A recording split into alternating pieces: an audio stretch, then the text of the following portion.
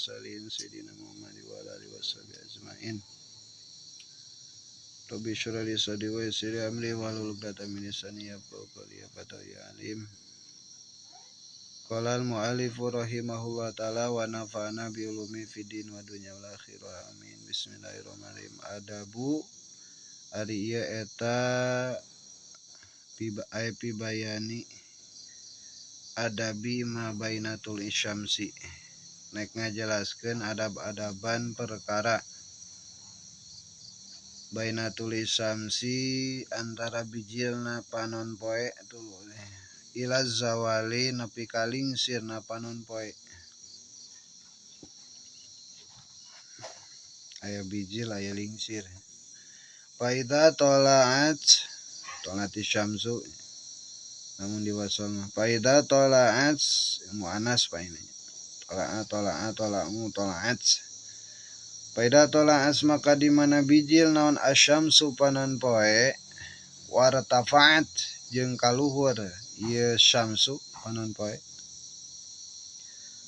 Qadra rumhin dina sakirana satumbak saukuran satumbak kumatah lamun posisi asyamsu geus irtafaat pasolli maka kudu salat anjeun salat deui nya salat sunah ya rakaataini kana 2 rakaat.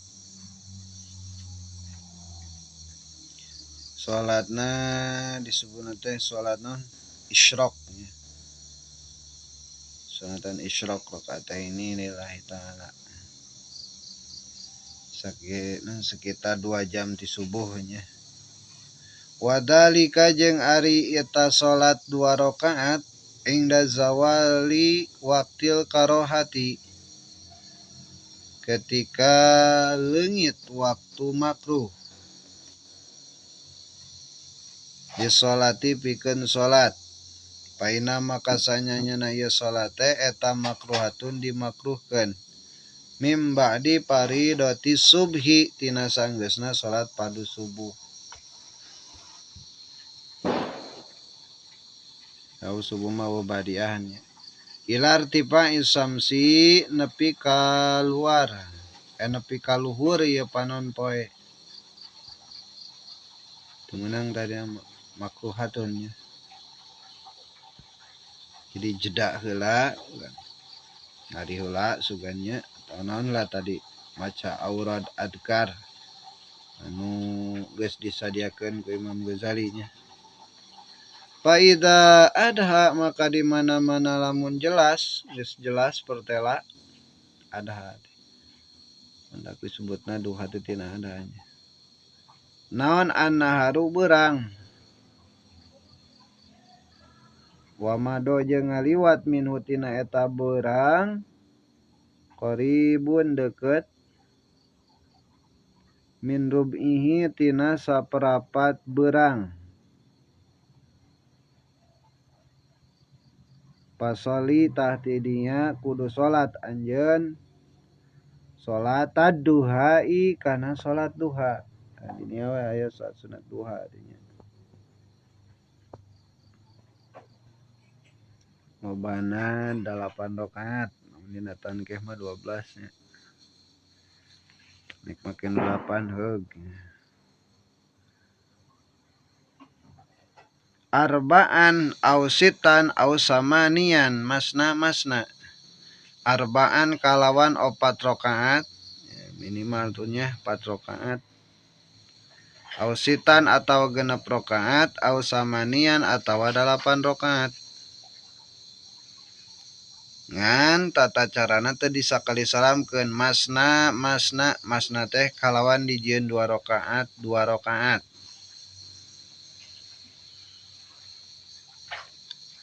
Jadi ulah disakali salamkeun. Faqad nukilat hadhil a'dadi kullaha an Rasulillahi sallallahu alaihi wasallam.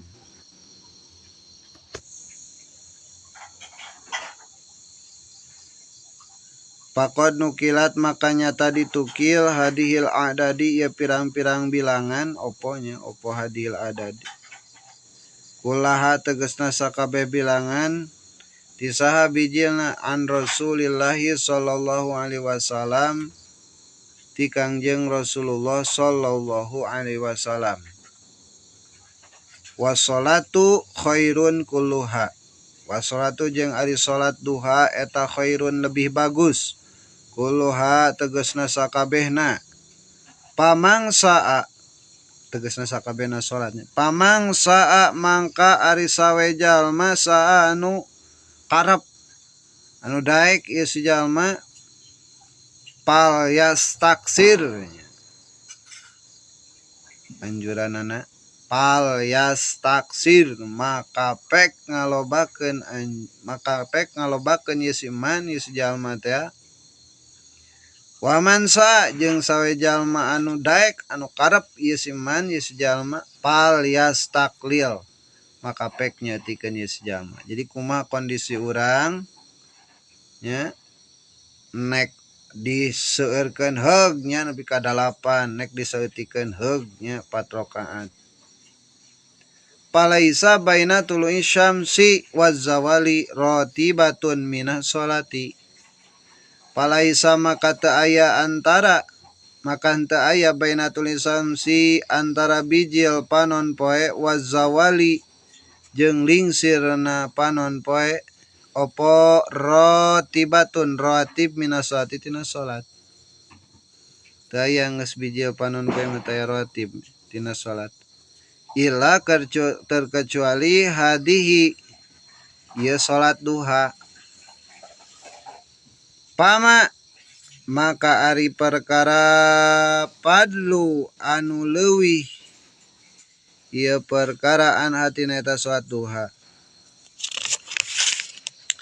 Min auqatika tina pirang-pirang waktu anjeun tegasna tina pirang-pirang waktu anjeun palaka maka misti kanjeun pi dina eta waktu arba'u halatin ari 4 pirang-pirang tingkah. Ieu nya perlu kurang dina waktu duha arba'u halat.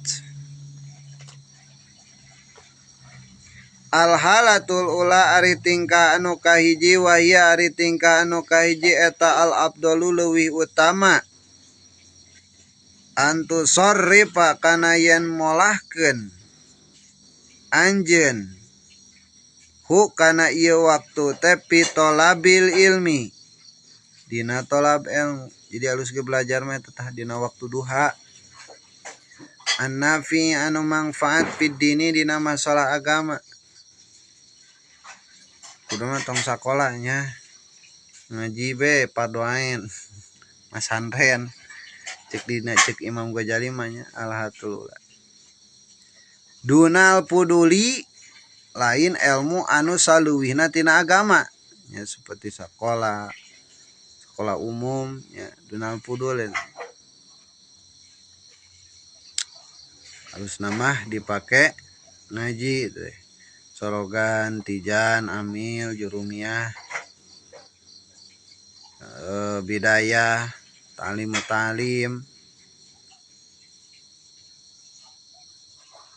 nya sakur anu manfaat dina agama. An-nafi fiddin alladzi akaba tegasna perkara anu ngamistikeun naon annasu jalma-jalma alai kana eta perkara. Wasamu jeung ngangaranan ieu jalma-jalma hu kana eta perkara ilman ku ngaran ilmu. Ya, mah nya tijana, sapinah, bidayah, takrib, fatul muin jeung sajabanalah bidang-bidang ilmu fikih, tauhid, tasawuf, sorof, nahwu, ma'ani, bayan nya. Tangges di ngangaranan lah ku jelema ge nya tah saena nyata belajarna dina waktu duha isuk-isuk nya. Wal ilmu nafi'u jeung ari ilmu anu manfaat huwa ma yazidu fi khaufika minallahi ta'ala hiji Nu kadua wa yazidu fi basiratika bi uyubi nafsika. Nu katilu wa yazidu fi maripatika bi ibadati rabbika. Nu kaopat wa yuqallilu min rogbatika fid dunya. Nu kalima wa yazidu fi rogbatika fil akhirah. Nu kagenep wa yufatihu basiratika bi apati amalika hatta tahtariza minha. Nu katujuna wa yutali'uka ala makayidi syaiton wa gururihi. Gitunya, jadi nu dengaran ilmu manfaatna dari sini ieu cik Imam Ghazali nya. Naon sih ilmu manfaat teh nya dina kitab naon teh Habib Usmani teh ilmu teh terbagi dua nya, risalah dua ilmu. Aya ilmu nafi aya ge ilmu dor. Ta ilmu kumaha ngaran ilmu nafi jeung kumaha ngaran ilmu dor.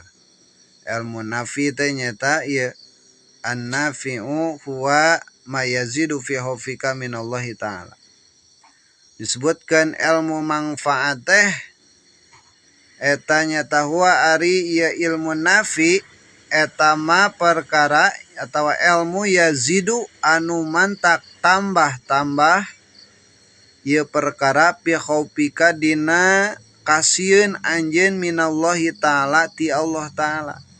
Jadi rasa sieun teh mungkin bertambah kusababna eta ilmu teh, kusababna urang ngaji sapinah, kusababna ngaji urang tijan, kusababna ngaji urang tasawuf, mungkin tambah rogobnya ka Gusti Allah teh, tambah sieun, tambah khauf.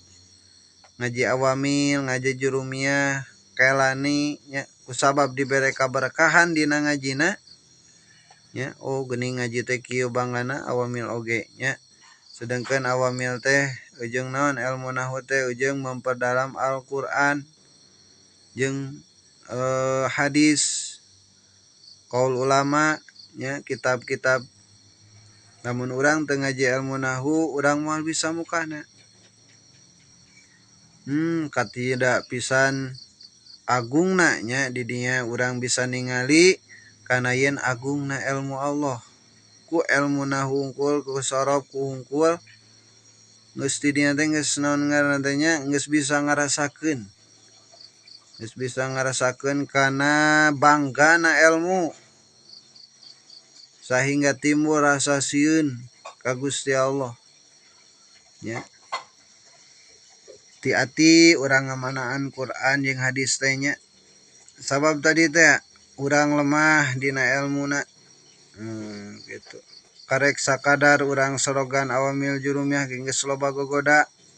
Ku berat-beratna. Jadi timbul rasa sieun tah. Ku ngaji amil hungkul, ngaji lumiyah hungkul, tibang narkib padahal nya ngelal. Tapi bisa jadi karasanya agungna kalam Allah. Sabab fungsina ilmu nahwu jeung ngabuka kalam Allah. Wa yazidu jeung tambah-tambah perkara fi basiratika dina ieu paningalina anjeun bi uyubi nafsika kana kaaiban awak anjeun. Jadi mungkin kaciri nya ku panon teh, ku panon hate teh tambah-tambah narik ngabeuntakeun kana basirah urang. Sehingga katingali nampak uyubi nafsi, kaaiban, kagorengan, kacelaan anu aya dina awak urang sorangan. Kitu geuninnya jauhna hinana awak urang teh nya ku ilmu mah katingali. Sabab lamun kurang ditingali dirasa-rasa ngaji nya ku amil jurumiyah be nya sakitu poharana. Nah ari urang nya tibang karek dibere awamil ge geus mabok. Kajida pisan buating ya awak teh loba dosa. Nah gitu. Buating ieu teh dosa naon tah nya. Semakin narik-narik kana uyubi nafsi. Cina dibere ilmu nafi teh. Wa yazidu fi ma'rifatika bi ibadati rabbika. wa yazidu jeung nu ngaran ilmu apa teh eta tambah-tambah ieu ilmu nafi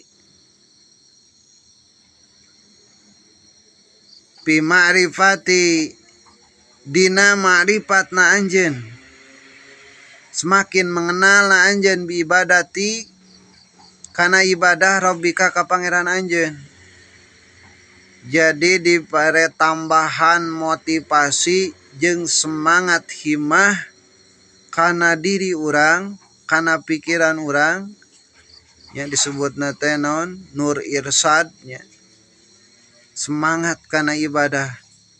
Hayang ngalaksanakeun geus bisa urang ngalaksanakeun konsisten dina salat fardu secara istiqomah anu terlepas tina berjamaah nya terus narik himah di urang teh kana nambah-nambah kana pasunahan dina rawatibna qobliyah ba'diyah terus urang teh ningali deui kana waktu penting hayang ting salat penting dawam istiqomah nya hayang ting salat duha dijalankeun hayang ting witir jeung fajar dijalankeun ta eta teh disebutna marifati ka bi ibadati rabbik semakin mengenalna kana ibadah mungkin lengket aya daya magnet tarik urang kana ngalaksanakeun ibadah tanpa aya rasa hayang naon eueuh emang istuning dina hatena hayang ngabdi we ibadah ka Gusti Allah nya disebutna teh non ridho ka wal jannah jadi tujuanna teh hayang meunang karidoan Gusti we gitu. Surga mah geus teu kabayang-bayang gitu. Nu kabayang-bayang teh nu awal ridho ka berjalana kitu teh nya menggapai ridho ka karidoan Gusti.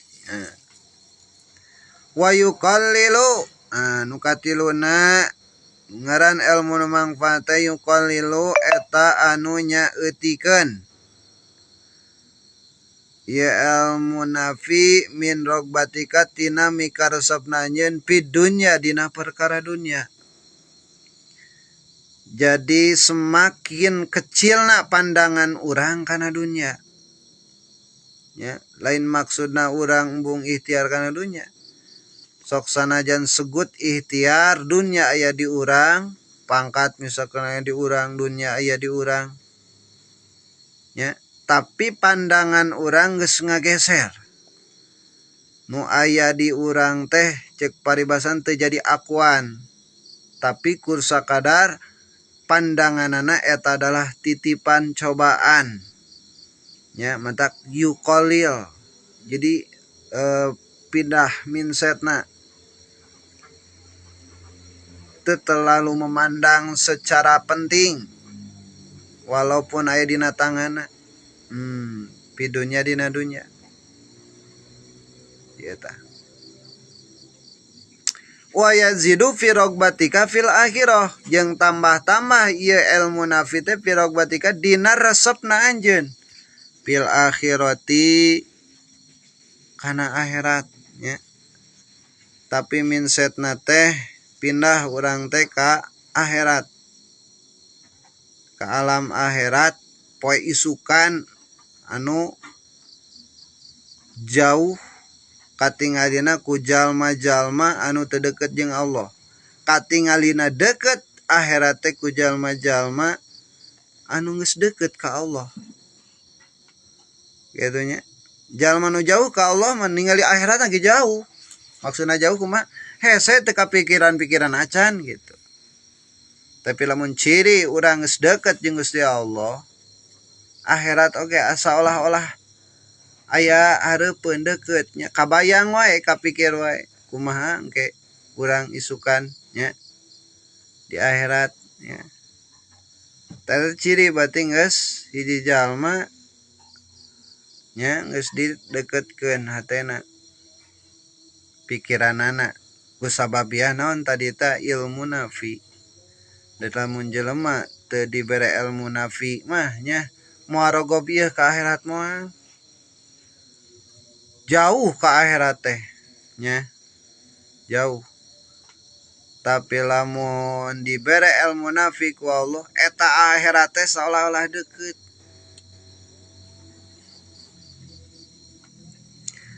Nah gitu nya wa yazidu fi ragbatika fil akhirah.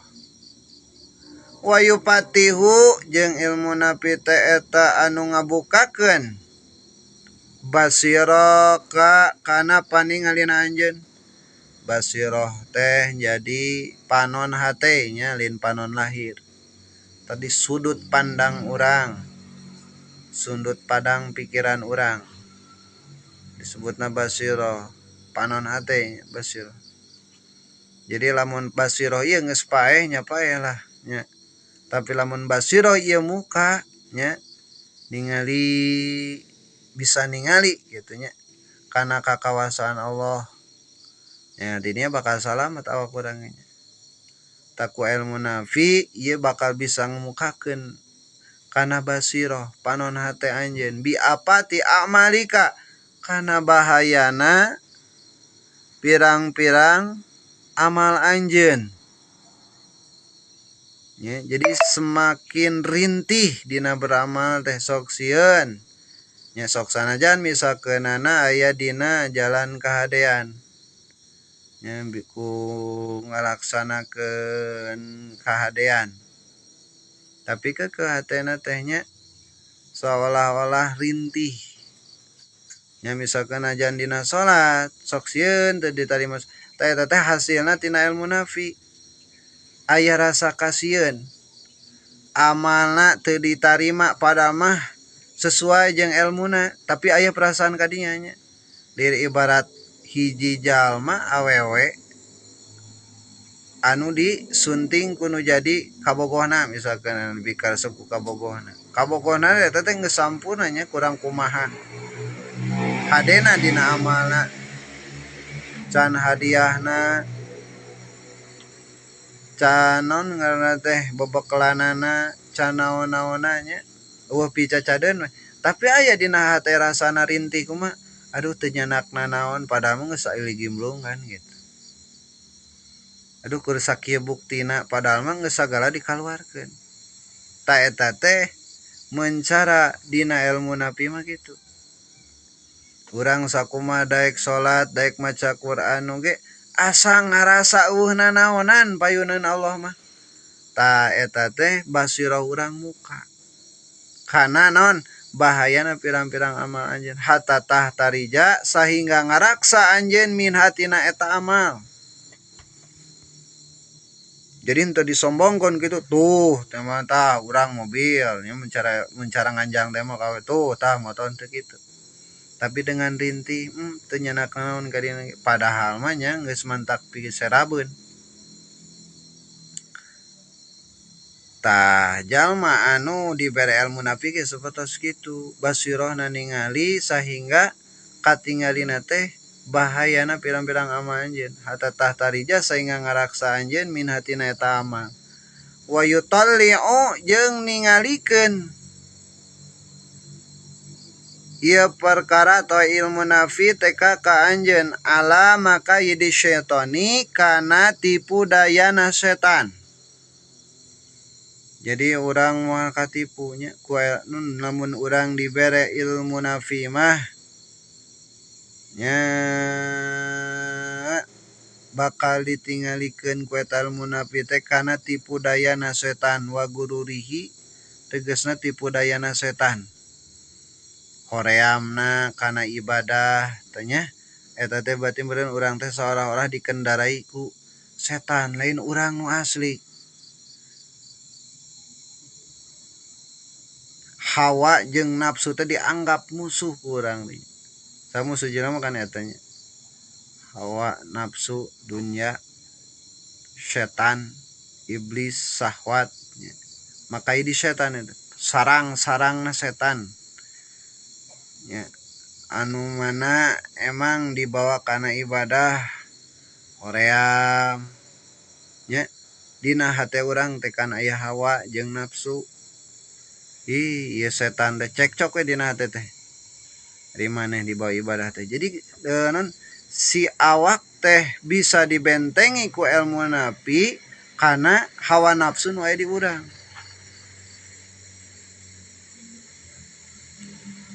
nya ketika urang terpleset teh mah gitunya dina jurang sifatul mazmumah jadi bisa nganetralisirnya antara mana ruh nya mana bahasa ruh mana bahasa nafsu mana bahasa hawa mana nu datang nati setan nu aya dina diri urang mana oge anu datang nati hawa nya dakan sok cekcok aya kadang urang teh hayang ibadah dihalangan ku hawa nafsu hoream dihalangan ku alasan jeung sajabana eta mah kayak di setan tipu dayana setan ta ilmu nampi eta bisa nganetralisir mantakan ku Imam Ghazali di dieu diterangkeun heula naon disebutkeun ilmu nafi Rabbi zidni ilman nafi'a wa wafiq li amalan solihan pan sok dibacana doana nyata ilman nafi'an penta eta teh ilmu nafi'an warizqan wasi'an ya wa amalan mutaqabbalan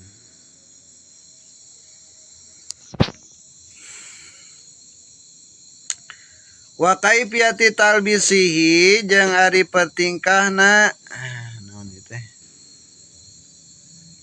nyalirukeunana ya setan ala ulama isui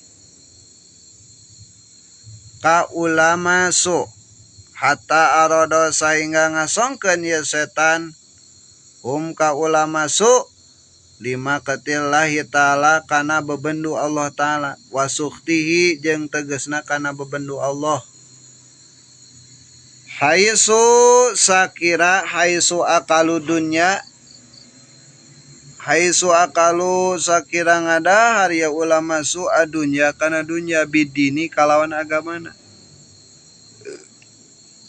ini disebut ulama su di dieu mah ngieun topeng agama kudu ngieun topeng ku agama pikeun ngaladunya gitu nya entak urang menek ngamalkeun ilmu nya aya wae budak buruk urang gitu nya rek aya rek eueuh nya aya hiji anggap 1000 niatna urang naon niatan supaya eta jelema teh supaya jadi soleh nya niatan ku urang teh supaya eta teh jalma teh jadi jalma soleh lamun sakina lamun teu pisoleheun nya sok sanajan merean dunya mere hadiah dunya tong ridho urang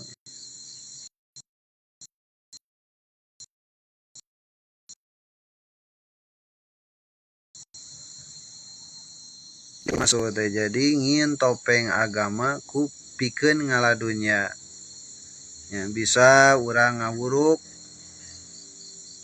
nya emang wenang gitu wenang urang ngenta bayaran ujroh disebutna teh nya tapi lamun sakirana urang fokus ka dinya jadi haram ulah masuk disebutna teh nya derwe nya ngawuruk mah mende mah aya budak menitipkeun budak buruk wae naik mayar rek teu mayar tamanya tong jadi pikiran urang nu penting urang ngalaksanakeun kewajiban hanas wae mere tarima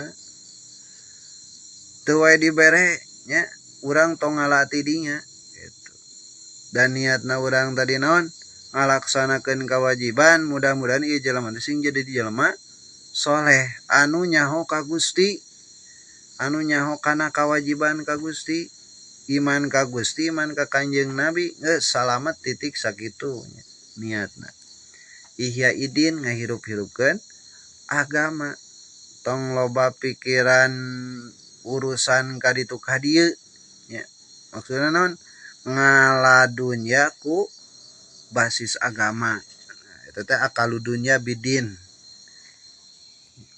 bisa mah urang naon usaha we geunya jadi pengusaha gitu teangannya kurang sakur perkara anu ujung non ngaran teh ngaladunya jadi petani sugannya ngawarung dagang non we gitu nya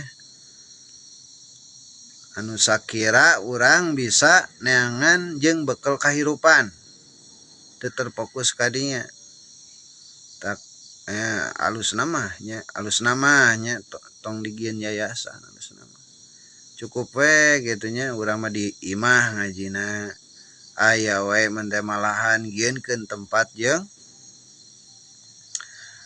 sararena jeung ngarajina gieun kobong leuletikan gitu teu kudu naon ngaranna teh ngieun proposal penta-penta ka ditu ka dieu lah nya lamun urang rek ngalaksanakeun eta oge nya lamun rek urang ngalaksanakeun kana ihya iddin tanpa aya non ngaranna teh alasan naon-naon rek nyieun yayasan nya sing kuat heula niatna nya dasarna ujung naon digieun yayasan ujung naon ngaranna teh ujung memperluas nya jaringan teu kunaon digieun yayasan oge wattakhadu jeung nyieun ulama al ilma kana ilmuna dari atan kana nyieun jalan wa wasilatan jeung nyieun pelantaraan ila akhdi amwali salatina kana nyokot pirang-pirang harta di pirang-pirang sultan di pirang-pirang raja maksudna di pirang-pirang jalma anu boga dunya lah ya teu kunaon bae tadi disebutna ulama nya lamun maksudna kadinya wungkul nya jadi nyieun ulama al ilmu kana nyieun jalan pikeun naon pelantaraan kana nyokotna ngambil keuntungan harta di pirang-pirang raja gitunya mentak alus nama tina leungeun sorangan ya tina leungeun sorangan alus namanya tong pun pentas sabisa mah nya jadi we sukun teu we kajeun betah we sukun teu we kajeun nya loba-loba teuing mah gitu dan ge berjalanna waktu insyaallah gitu nek disebutkeun kanang eme kajeun gitu nya eta mah kobong teh kos kitu nya kos kanang eme mah nya pasantren kos kitu anjeun nya lamun urang niatna ka dieu nya sieun urang kasebutkeun ku Imam Ghazali seperti kitu naon ulama nyieun jalan kana neangan dunya jeung kepentingan sorangan tapi lamun urang mentana jeung kepentingan agama emang menang gitu teu kunaon nu ulah soten jadi ulama mah nya nyieun jalan jeung naon ngaranna teh ngin jalan jeung ngahasilkeun dunia teh lain jeung kepentingan agama ngomongna jeung kepentingan agama tapi digieun kepentingan sorangan ta eta anu jadi disebut ulama nama gitu tapi anapun ieu mah menteh teh neangan ilmu neangan jalan jeung neangan dunya tapi jeung agama deui mah gitu teu jadi masalah eta mah leuwih alus wa akli amwalil auqafi jeung ngadahar pirang-pirang harta wakaf geus diwakafkeun geus lain hak urang najan misalkeun diwakafkeun ka urang wakaf urang masjid jeung tanah jeung pasantren pek cenah kelola tarima we ku urang teh nya tah hasilna nya hasilna mah nya misalkeun teh mah kitu tong digieun kepentingan sorangan ngaran wakaf mah geus jadi kepentingan umum kaumumkeun deui we jeung naon ngaran teh jeung kepentingan umumnya bisi mun teh mah bangunan eta membutuhkan deui dana atawa jeung acara-acara anu memerlukan dana kadinya engke imbasna wal yatama jeung harta budak yatim wal masakini jeung hartana pirang-pirang miskin gitu nya ngenta ieu duit jeung naon jeung yatim tah an alus nya ngenta duit mah jeung yatim ari paste ka yatimna teu nepi tah ulah masuk kos kitu teh didahar we ku sorangan tah ka masakin jeung yatim ari nepi henteu Ta eta teh disebutna ulah masuk. Wasorpihim matihim jeung molahkeun cita-cita ulah masuk tulana harihim kana sapanjang beurangna eta ulah masuk ila tolabil jahi kana neangan keagungan. Pokona kumaha we supaya meh katingalina gagah perkasa ya. Ari kagagahanna mah teu naon di teangan lamun geus niatna goreng ku eta kagagahan teh jeung kasombongan eta nu mantak jadi ngaran ulah masuk. Meuli mobil mewah, imah mewah kitu nya. Tapi dina hatena ujung kasombongan. Eta nu haram nya nu mantak jadi disebutkeun ulah masuk. Hanas ari menta teh mah urang teh dibere mobil tanpa aya pikiran kadinya. Teu kuna naon teh nya. Berarti urang dibere kaistimewaan. Nya dipangieunkeun imah gitu nya tanpa kahayang urang, tanpa urang ngerasa gagah. Jeung tanpa aya tujuan kana hayang boga imah atau boga mobil jeung saja maleujeng supaya urang jadi sombong. Henteu. Ta eta mah halus kitu nya. Wal mangzilati jeung kana kapangkatan pikulubil kholqi dina pirang-pirang hatena makhluk. Oh, lamun aya we nu ngahina ka urang gitu misalkeun nya ngarasa nyeri hate. Teu sopan sia mah ka aing teh nyaho aing ajengan sugan tah. Eta sebutna sombongnya. Ulah masuk gitu. Pikulu biholki jadi teu narima menerimanya kusabab maneh geus boga pangkat misalkan ustad atau ajengan gue sakalian aya nu ngahina nya ngarasa nyeri hate. Berarti meureunnan manehna geus boga rasa dina kapangkatan cicing dina kapan geus diaku kapangkatan eta. Tah urang mah nya netral bae. Netral bae nya. Teu kudu naon ngaranna teh? Teu kudu urang hayang jadi disebut jelema anu agung atau pangkat. Daerah urang kudu boga pangkatna. Boga ilmu misalnya eta dibere ku Gusti Allah nya. Teu kudu ku urang dikekeuweuk ilmu eta. Aya nu muji syukur alhamdulillah sina muji berarti ka Gusti Allah. Wadarihim jeung maksakeunana ieu ulama sudalika kana eta molahkeun himahna pokona mah hayang kasebut ilal mar'ati kana katingali ku makhluk lain kana rek siar nya lain kana hayang ngembangkeun agama ngahirupkeun agama tapi jeung kepentingan dirina tah eta disebutna ulama suka situ. Wal mamaroti jeung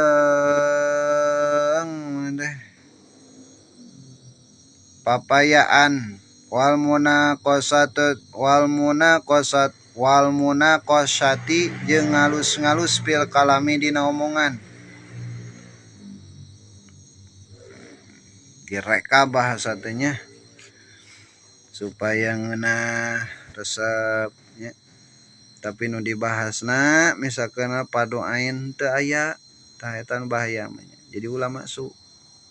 Wal mubahati jeung kumagungan boga rasa henteu boga rumasa tapi boga asa we dina dirina teh. Asa pang benerna, asa pang agungna tah eta teh ulah masuk. Pas kitu.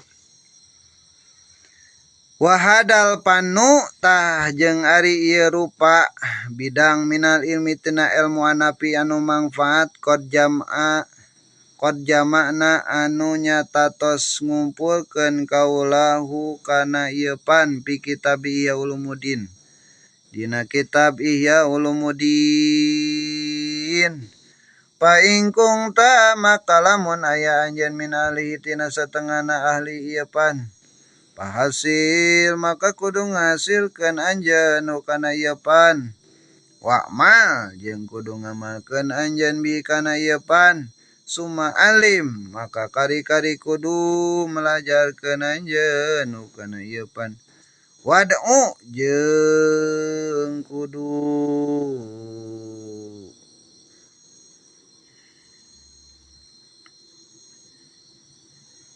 ngadoa anjeun ilaihi kana ieu pan.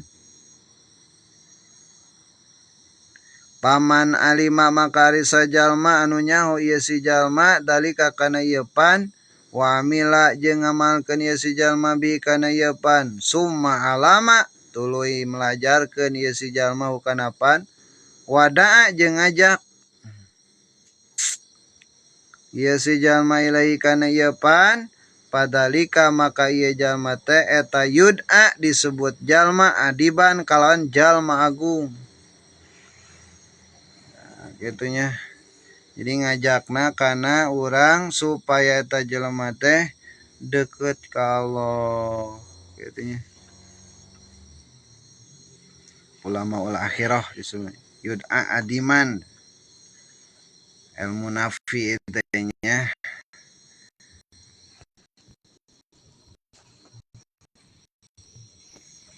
Fi malakuti samawati dina karajaan 7 lapis langit bisyahadati kalawan disaksian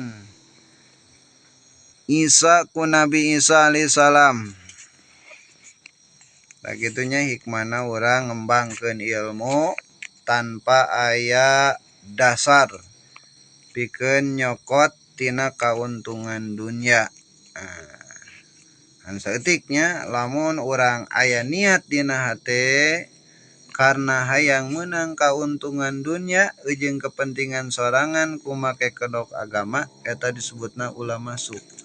Sabalikna lamun tujuanna urang akhirat ihya iddin kana supaya ngajarkeun ngajak jelema kana jalan kahadean etanya terkenalna moal di dunya tapi di langit. Sanajan misalkan di dunia mah eueuh santri teh nu mere duit-duit acan nya eueuh jelema teh nu ngahargaan acan nya ka eta guru ngaji ka eta ajengan teh nya teu boga mobil-mobil acan motor ge butut make sepeda-peda acan teu boga sepeda-peda acan malahan maleumpang dina kahadaran biasa we basajan gitu. Tah di dunia teu dikenal nya tapi di langitnya pi malakutis samawati disaksikeunana ge malahan ku Kangjeng Nabi Isa alaihissalam. Tungkulnya faida parogta maka di mana mun beres anjeun min dalika tina eta tolab ilmu kullihi tegasna sakabehna ilmu wa parog jeung beres anjeun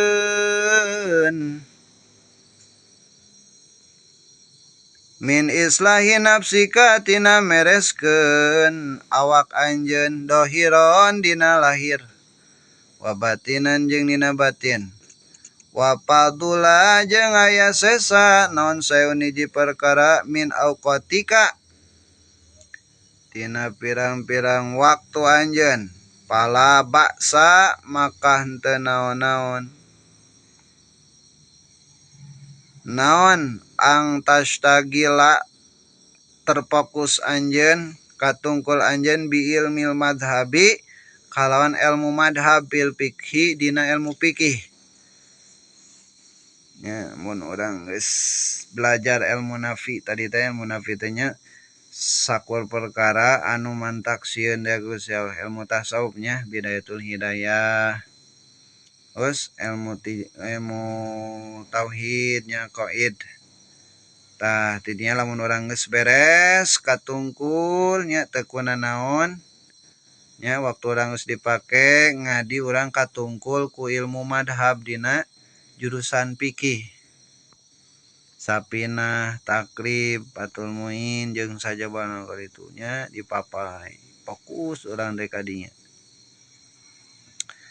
ditarifa supaya nyaho anjeun bi kalawan eta madhab naon al furu'a kana pirang-pirang cabang fikih anadirata nu langkap ibadati dina pirang-pirang ibadah Wa tariqata wasuti jeung kana jalan pertengahan bainal khalqi antara pirang-pirang makhluk fil khusumati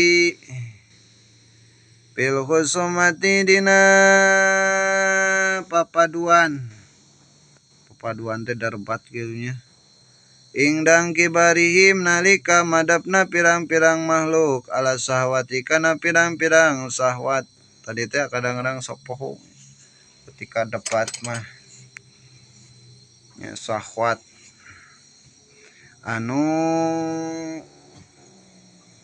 aya nempel dina dirina teh padalika maka kani-kani katunggul aidon deui badal pirogi sanggeus beres min hadhil muhimmati tina ieu pirang-pirang anu penting min jumlati purudil kifayati tina golongan pirang-pirang fardu kifayah fa indaat maka lamun ngajakan ka anjeun naon nafsuka awak anjeun ila tarki madakarnahu kana ninggalkeun perkara anu parantos nyaritakeun ieu anu parantos nyarioskeun kaula kana eta perkara minal auradi tina pirang-pirang wiridan wal adkari jeung pirang-pirang zikir istisqolan karena milang-milang berat lidalika kana eta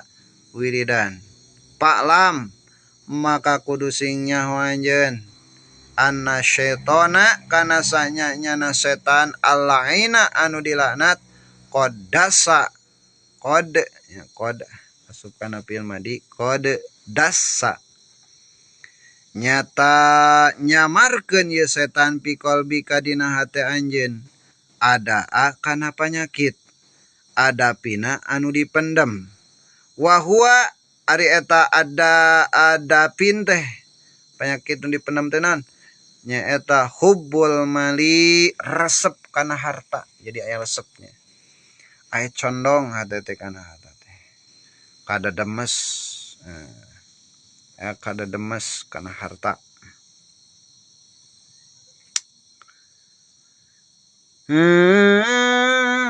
waljah jeung kana kaagungan ya hubul mal itu termasuk ada fin penyakit nu aya dina hate teh pa iya ka anta cek Imam Ghazali kudu sieun anjeun antag tarro kana katipu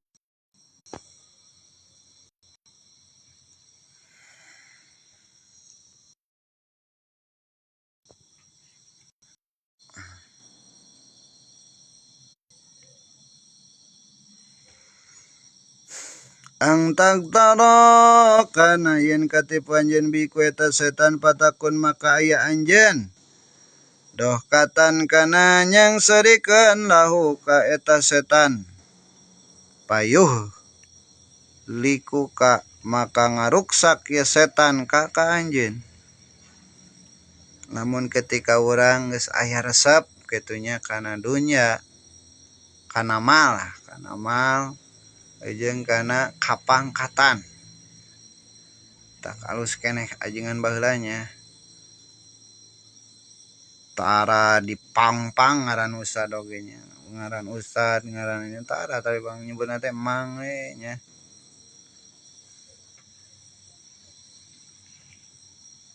disengserikeun cenah teh ku setan teh katipu anjeun ku eta setan malamun urang resep mah kana kapangkatan nya resep diagan-agan lah gitunya payulikuka maka ngarusak ya setan ka anjeun wa yusakhira jeung ngahinakeun ya si setan mingka ka anjeun seolah-olah urang teh hina di hareupeun setan teh si eta mah geus resep pangkat jadi poho kana dirina nya kusabab eta pangkat teh ka Gusti Allah nya lamun urang dibere ilmu napi mah nya pangkat sok sanajan sakumaha gede nya kaos para ulama anu rijal jago-jagona ulama rizalul ulama nya. Jadi teu terfokus kana pangkatna nya teu ngarasa aya dina luhur dina kapangkatan danon aya anu leuwih luhur nya pangkatna tibatan nu mere tibatan nu dibere nyari urang pan misalkan dibere nya pangkat teh disebut teh mah dimuliakeun ku batur nya diagan-agan diajengan-ajengan diyai-yai gitu tah kudu ingat kanu mere pangkatna nu leuwih luhur mah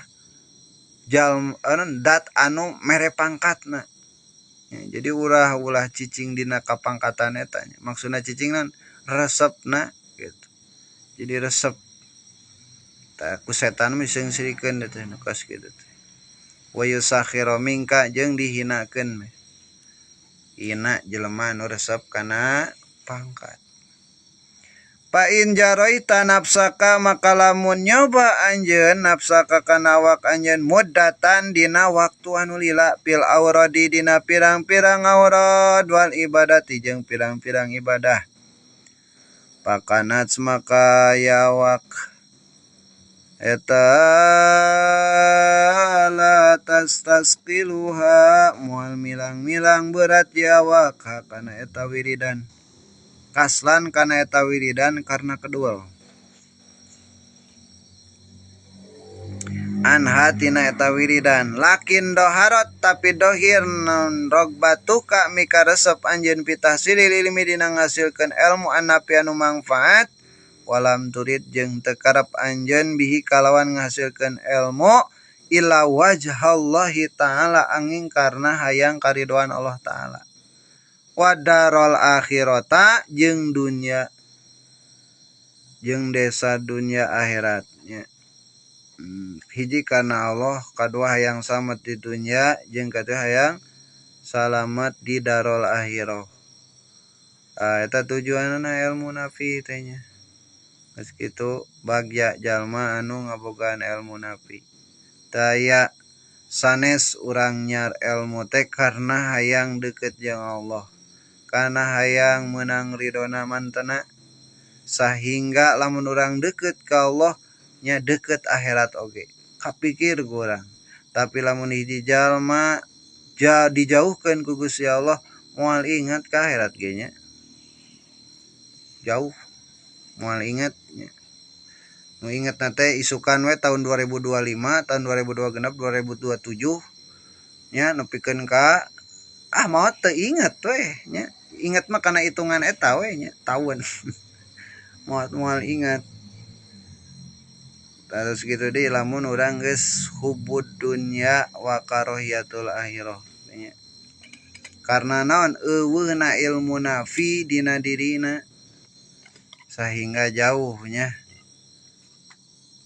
non alam barjah jauh nya pada malam jarah pan geus nampaknya waktu anu geus ditangtukeun ku Gusti Allah pati urang geus nyampak ting dina tanggal sabaraha ting dina jam sabaraha geus nyampak pannya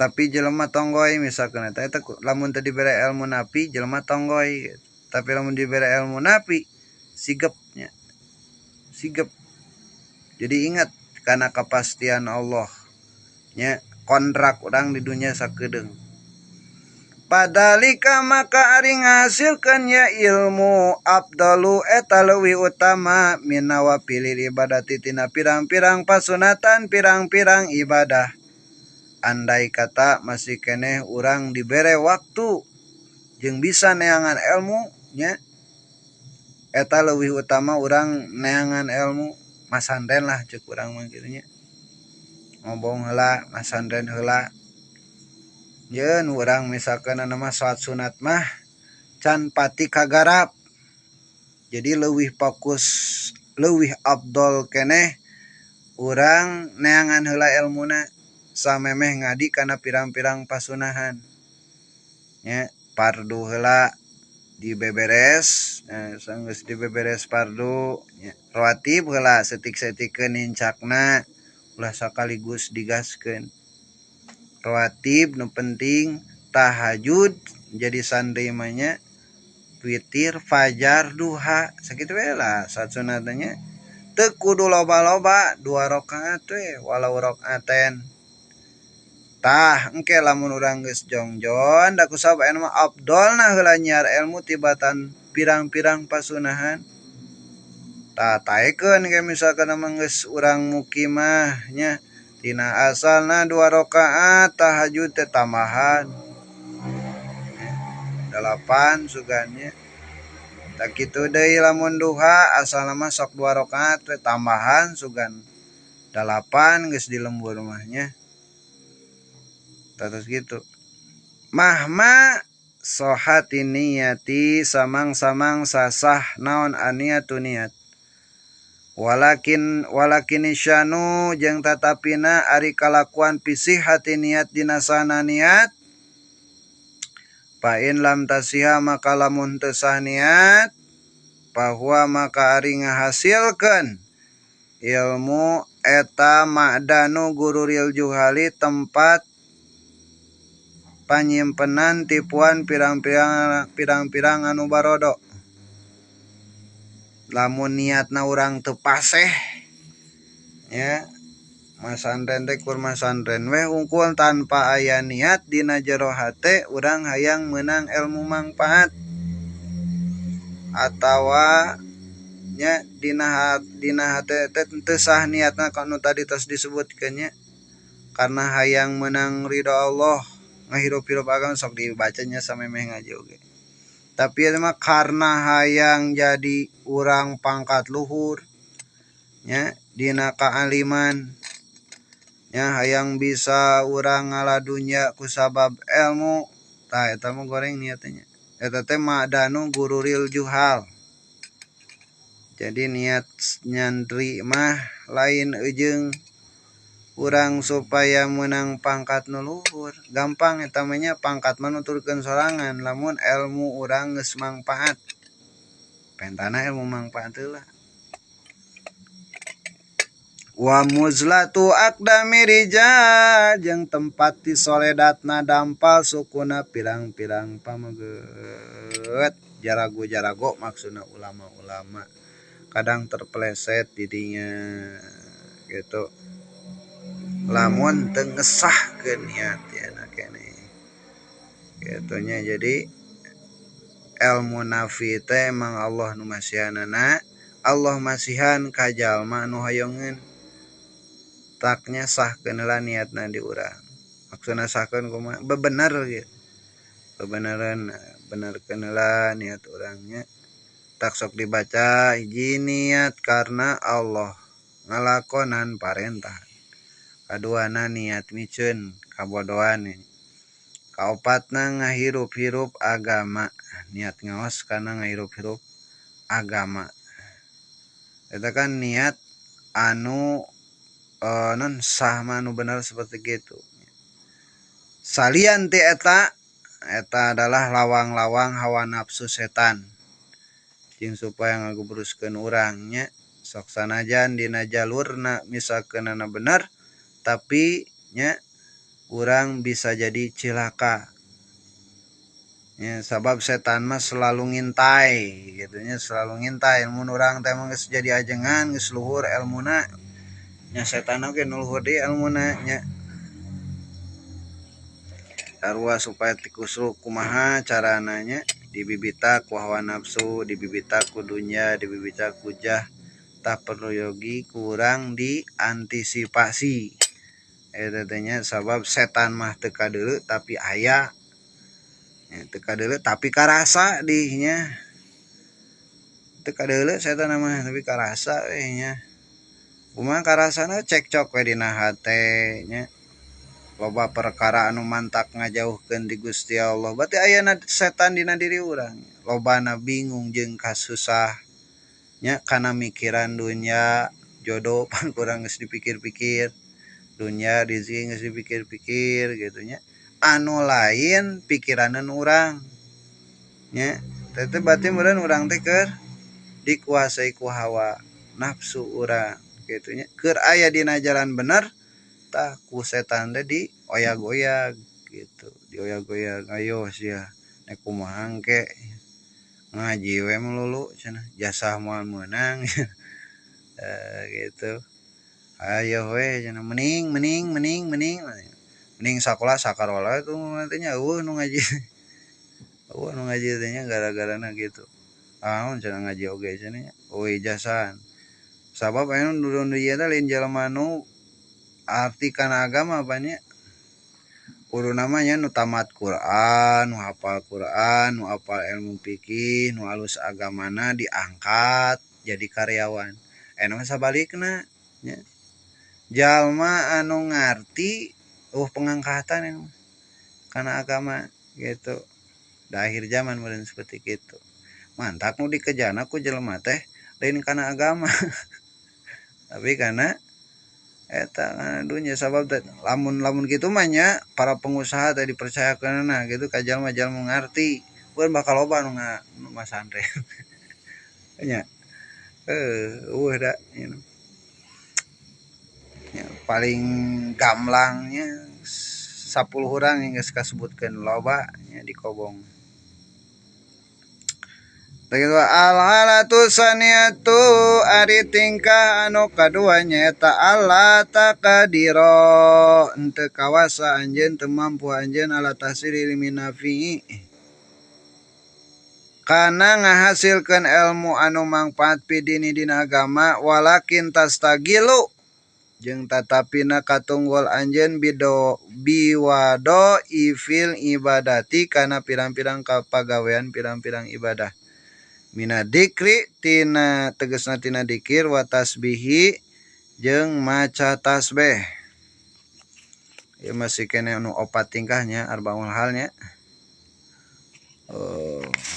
wal qiraati jeung maca Quran wasolati jeung maca sholawat padalika makari eta katungkul kana ibadah min darajatil abidin eta tetep tina sebagianna pirang-pirang derajatna ahli ibadah tukang ibadah kabeh disebutna abidin ya. Dikir tasbih salat maca Quran eta derajatna derajat abidin ieu tingkah anu kadua namun urang teu bisa non kana ngahasilkeun ilmu nafi dina agama tadi teh pada ainnya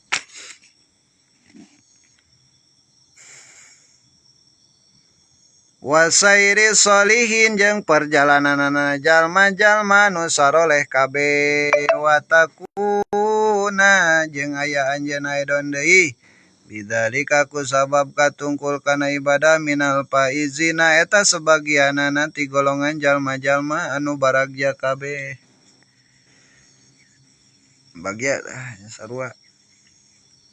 Jadi dina waktu duha ieu judulnya al-halatu rabi'ah teh tingkah nu opat karek tingkah nu kadua ji fokuskeun kana ilmu anu neangan ilmu nafi kadua kana derajat abidin katiluna ina al-halatu salisatu ari tingkah anu katiluna eta nyaeta antastaghilla kudu fokus anjeun bima kana perkara yasilu anu napi min hutina eta perkara teh opo khairun kaalusan ilal muslimin ka pirang-pirang jalma muslim tingkah anu katilu fokus urang kana perkara anu eta perkara teh bisa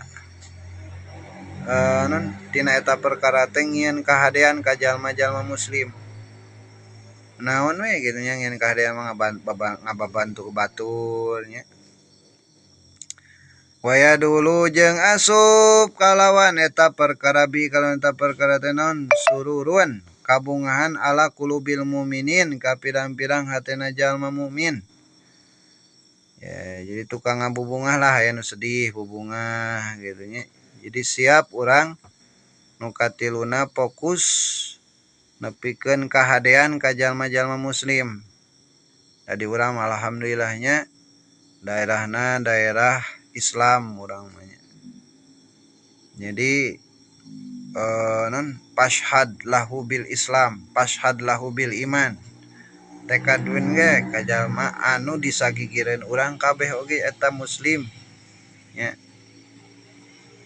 sakabeh nu aya di sabudeureun urang eta mukmin. Tak kudu ngieun kahadean, ngieun kabungahan. Naon we sifat anu cilaka kurang tulungan nya bubungah. Aya nu kesepian. Kesepian mah jay. Kesepian baturan, jak ngobrol, gitu ngieun kahadean nya. Lain ku harta wae ngieun kahadean. Tu ngajak urang seuri nya. Kumaha we supaya batur bungaheun gitu. Au ya tayasaru atawa anu gampang bikala ta perkara naon al a'malu sholihatu pirang-pirang amal soleh. Disolihina ka pirang-pirang jalma anu saroleh. Misalkeunana aya jalma soleh ajengan ulama nya anu sifatna nya ku batur mah dihina, ku batur mah teu dianggap, ku batur mah teu dipentingkeun, tah tidinya urang kudu bergeraknya ka khidmatil fuqaha, ngahidmah ka ahli-ahli fuqaha, ka ahli-ahli wasupiyati jeung ahli-ahli supi geus kupuguhnya ku nagara teu diaku, ku jelema geus diabaikeun nya ku urang mah bantu nya. Tah ajengan teu boga suluh pangoalkeun suluh nya, pangnangan suluh nya. Tebogaan pembantu da ajengan mah nya bantuan ku urang teh umbah piringna sasapuna jeung sajabana ngaringan-ringan bebana nya. Duit teboga nya duit mun boga duit onaman gitu nya ku urang teh nya dibantu habis ditebogan beas ya ajengan teh bere ku urang teh nya. Jadi urang fokusnya fokus ka khidmati fuqaha wa sufiyah nu katilu tingkah nu katilunya ngabungah jalma mukmin, terus khidmat ka pirang-pirang tokoh agama nya. Artinya ahli fuqaha mah nya gaweana naon atuh nya kur sakadar ibadah nya, anak we loba geuning nya kalobana gitu, tapi pada malalana henteu kaos batur gitu. Batur memang paruguh kan ngala duitna nya per bulanna per harina aya. Ari model fuqaha nya jelema nu ngawuruk ngaji kadang-kadang eueuh nu mayar acan ngajina karunya nya sok sabaraha ajengan dibayar cenah ku murid, kadang aya nu mere aya nu teu eta mun nu mere sok sabaraha kadang goceng 10.000 teu jeung meuli sa uyah-uyah acan gitu. Tapi ridoeun we eta teh nya sugan ngadat teu kumaha henteu nya.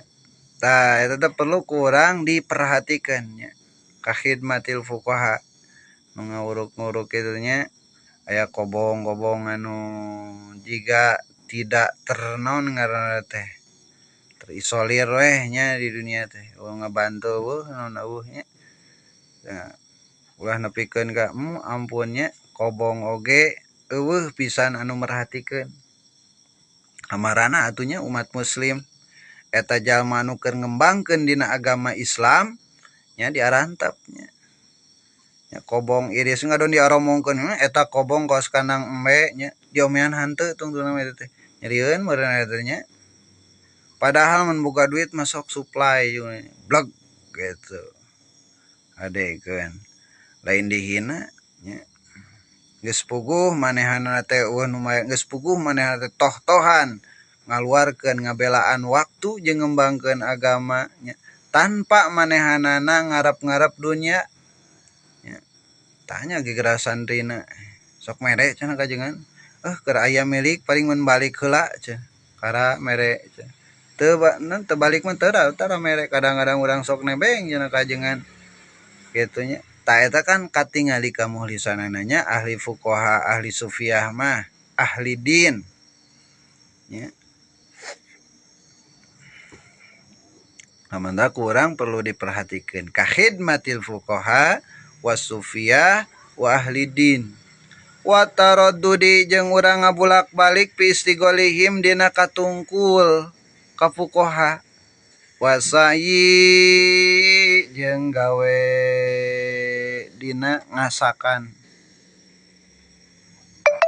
piit amil fuqara kana kadaharan non buat jalma-jalma fuqara fakir wal misakini jeung jalma-jalma miskin. Watarodudi jeung bolak-balik masalan upamana alal maridi ka jalma-jalma anu garering.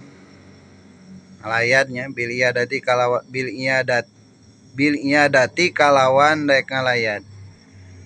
Wala janaizi jeung kanu kamawatan bitasyi kalawan ngalayadnya.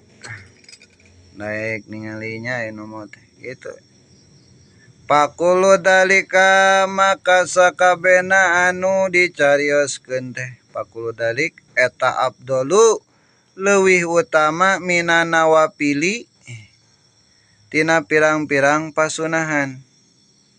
Ya, pa inna hadihi maka sanyanyana ieu kabeh eta ibadatun ibadah.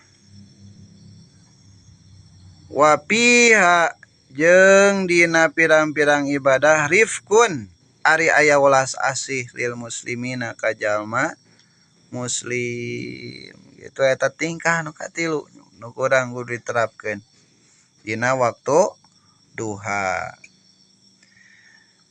Al halatu rabiatu ari tingkah anu kaopatna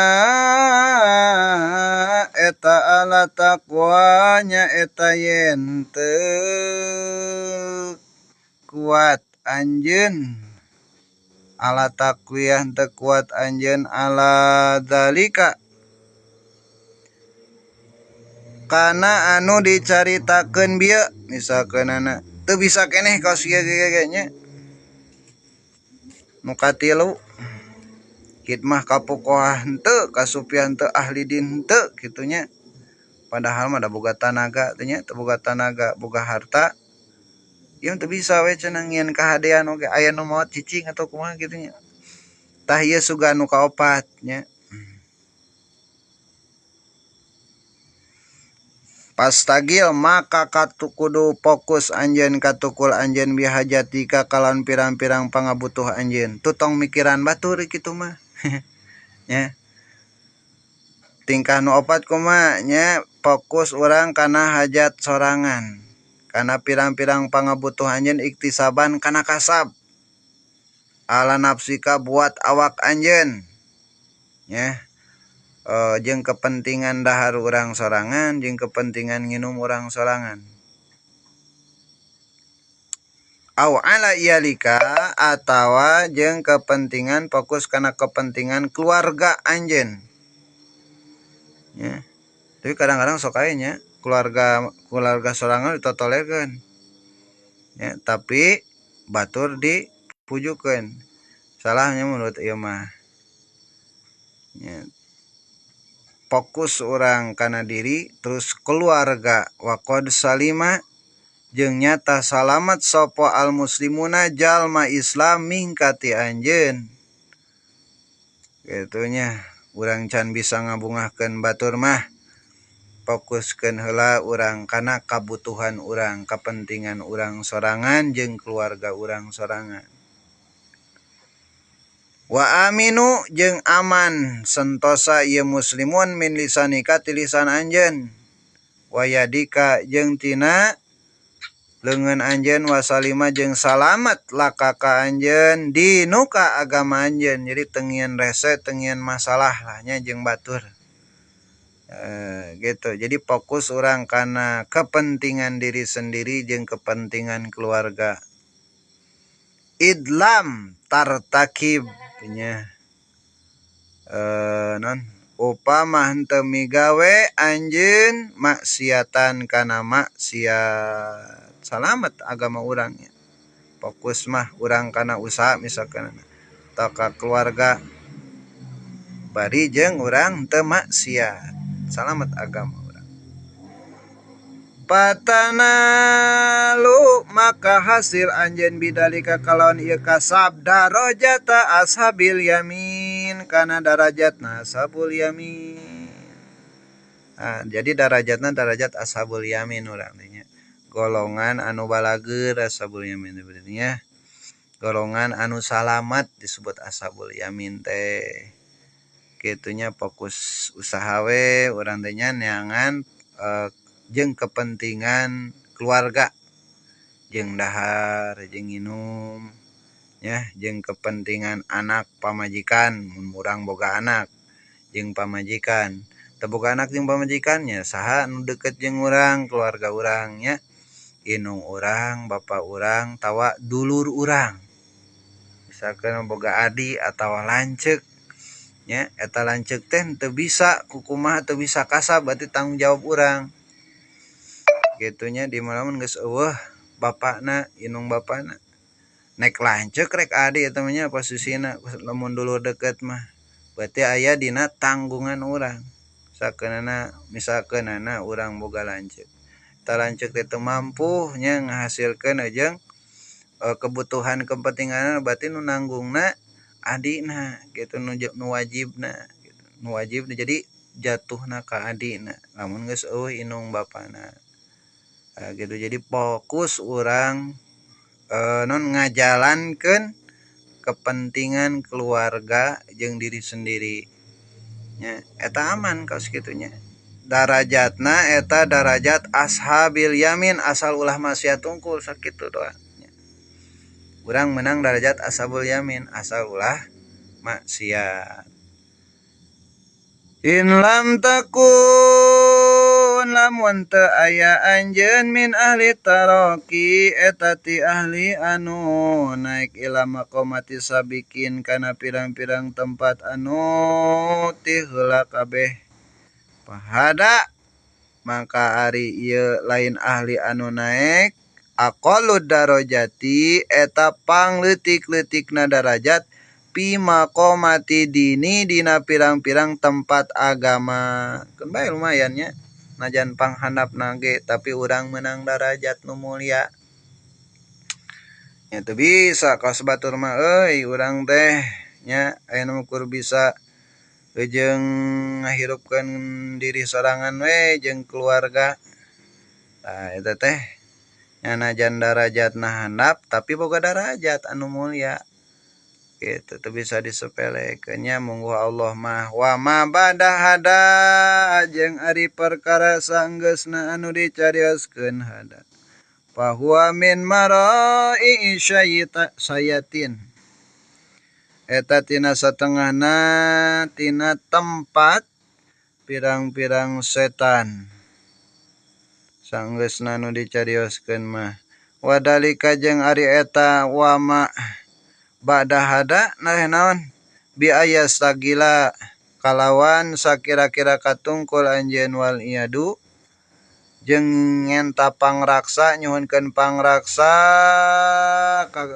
ka Gusti Allah Subhanahu wa taala billahi bima yahdimu kana perkara anu mantak ngaruksak ieu perkara dinaka kana agama anjeun autudi atawa milaraan anjeun abdan ka abdi nya min ibadillahi taala tina pirang-pirang hambana Allah pahadihi mangka ari ieu eta milaraan teh rutbatul halikin martabatna jalma-jalma anu carilaka kabeh tadi teh nya jadi makomna min maroi syayatin jadi fokusna teh jadi tukang ngaruksak we nya ngaruksak resep kana non milaraan ka hamba-hamba ka hamba teh nya abdina Allah nek naon we disebut abdina Allah mah nya nek nepikeun ti mimiti hewan oge nya sarua abdina Allah nya komo jelema meureunnan kitu nya ti mimiti jelema nek kumaha wae jelemana abdan nya sami nya tong dipilaraan maksudna dipilaraan nya di naon ngaran teh kurang teh dipilaraan teh nya anu mantak kamanehna teu geunaheun min ibadatin pirang-pirang hambana Allah sok sanajan manehna tara ibadahnya keugeuh we abdan nya dan angin Allah kitu nya nu kumaha oge abdan min ibadillahi taala komo meureunnan daek ibadah mah abdan min ibadillahi taala tah ulah nepikeun ka eta rutbatul halikin Jadi rutbatul halikin teh martabat min maroi syayatin. Ya, martabat pirang-pirang setan anu gawena resep kana ngaruntuhkeun agamana sorangan jeung nganyerikeun ka hamba milaraan ka hambana tina pirang-pirang hambana Allah. Auto di mana? Pa iya ka maka kudus yeun anjeun antakuna kana ayana anjeun pi hadi tobokoti ayana dina ieu tingkah anu kalima. Nah, ieu tingkah anu kalima nya. Pimaroi syayatin. Jadi isuk-isuk teh geus ngieun rencana ujung milaraan jelema atawa makhluk ti pirang-pirang makhlukna Allah. Tah eta anu perlu urang ngenta tulung ka Gusti Allah supaya dijauhkeun tina sifat kitu. Eta teh mentak ngaruntuhkeun agama sorangan gitu.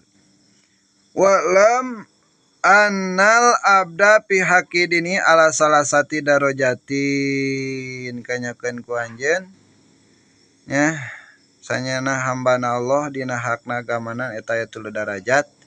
Wallahu alam sakitu lah. Baca heula subhanaka Allahumma wa bihamdika asyhadu an la ilaha illa anta astaghfiruka wa atubu ilaik.